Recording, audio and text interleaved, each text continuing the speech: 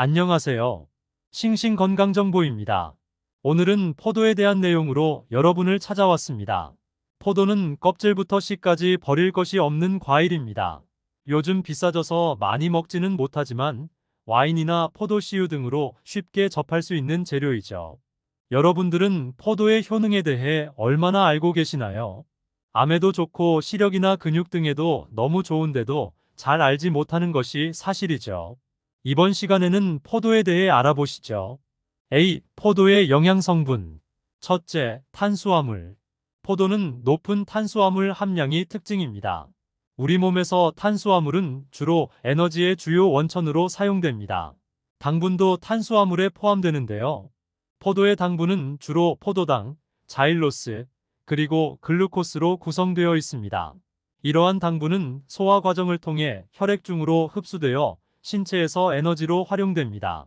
다시 말해서 포도는 이로운 수분까지 함유된 좋은 에너지원이죠. 둘째, 식이섬유.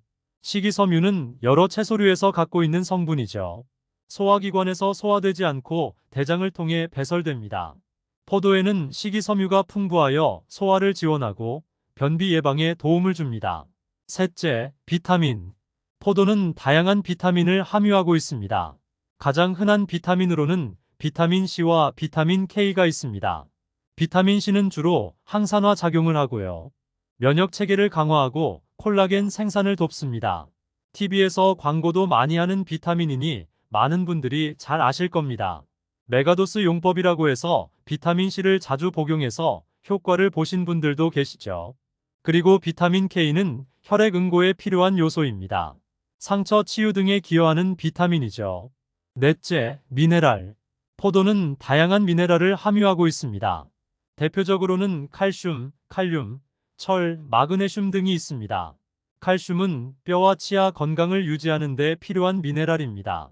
또한 칼륨은 신체 내의 전기적 균형을 유지하고 혈압을 조절하는 데 도움이 됩니다. 철은 혈중 산소 수송에 중요한 역할을 합니다. 다섯째, 항산화 물질. 포도에는 다양한 항산화 물질이 포함되어 있습니다. 이들은 세포 손상을 방지하고 노화를 늦추는 데 도움을 줍니다.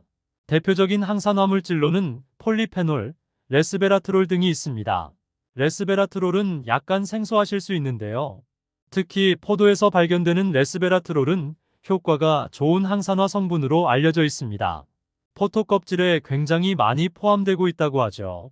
심혈관 건강을 촉진하고 염증을 감소시키는 데 도움을 줄 수 있습니다. B. 포도의 효능. 첫째, 항산화 효과. 포도에는 폴리페놀, 레스베라트롤 등 다양한 항산화 물질이 풍부하게 함유되어 있습니다. 이러한 물질들은 자유라디칼이라 불리는 불안정한 분자를 중화시키고 세포 손상을 방지합니다. 자유라디칼은 세포 내에서 생성되는데요. 물질 대사나 환경 요인으로 인해 과다하게 생성될 경우 세포 손상과 노화를 촉진할 수 있습니다. 항산화 물질은 이러한 과도한 자유라디칼을 중화시켜 세포 손상을 예방하고 노화를 늦춥니다. 다시 말해서 항산화 물질들이 풍부하다는 것이 중요한 내용이죠.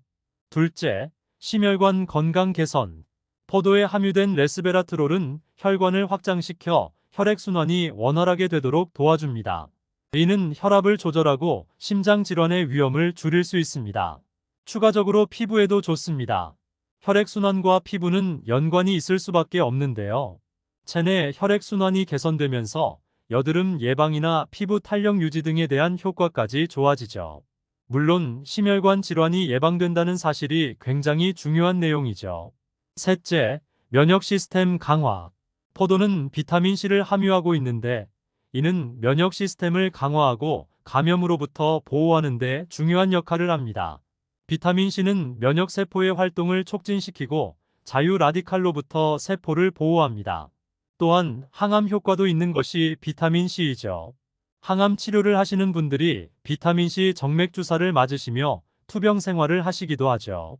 그만큼 비타민C의 효과는 좋은 편이니 포도를 통해 섭취하는 것도 좋겠습니다.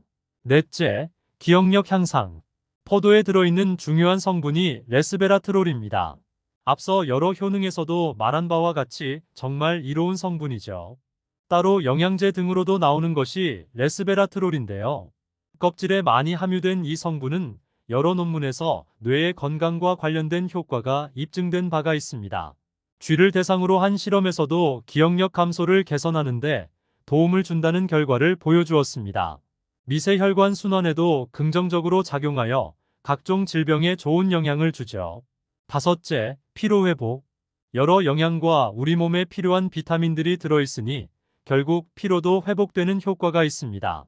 비타민C의 효능이 피로회복 효과가 있죠. 비타민C가 스트레스 감소에 도움이 되기 때문입니다.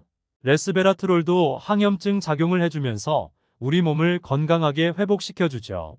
포도에 포함된 칼륨 또한 근육 기능과 신경 전달 물질을 지원해 주는데요.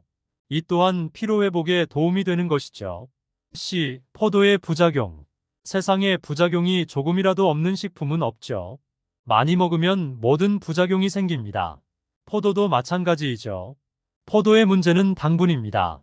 당분이 피로회복에 큰 도움이 되지만 당도가 높은 포도일수록 당뇨병 환자나 혈당 관리가 필요한 분들에게 주의를 요합니다.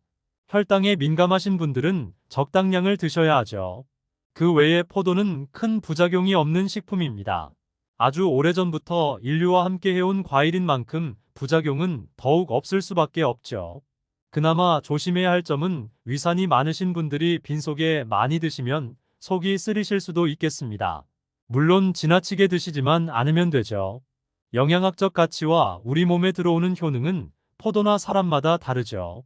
부작용 또한 있는 사람이 있을 수 있고 없는 사람이 있을 수도 있습니다. 장기적으로 드실 분들은 자신의 몸에 잘 맞는 것이 중요하겠죠. 그런 분들께서는 한의사나 의사에게 식재료가 자기 몸에 맞는지 조언을 구해보세요. 건강에 좋다고 무턱대로 많이 먹다가는 오히려 건강에 문제가 생길 수도 있으니까요. 그럼에도 포도는 우리 몸에 큰 부작용이 없다고 알려져 있습니다.